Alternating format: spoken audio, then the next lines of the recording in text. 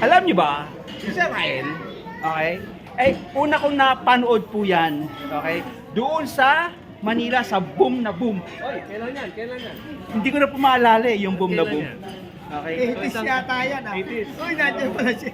At alam niyo ba, natuwag-tuwa ako sa kanyang papet, nagbe-bentry yan. Oh, my Israel. Grabe! So, Oh, sa mga tuwid, kasama natin ang living legend. yes, okay. The living and the legend. Alamat na mga alamat. Maestro Rael. Ang hindi ko makakalimutan po sa kay Sir Rael, okay? Eh yung script niya sa puppet na sabi niya, ang ganda nun, no? Alin. Yun. Oh, hindi yun, Ellen. Yun, yung nakadilaw. Yung pala yun. Akala ko tinuturo yung katabi. Yung pala yung katabi nung nakadilaw. Pati naman si Sabayan. Yan, Sir Rael. Oh. Anong masasabi nyo? Ang masasabi ko tama yung kwento mo. Kailangan dagdagan mo pa. Opo.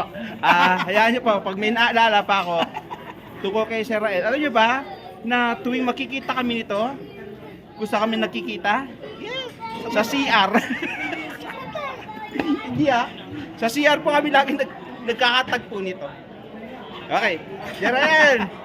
Yan, mabuhay, more power! Thank you! Thank you!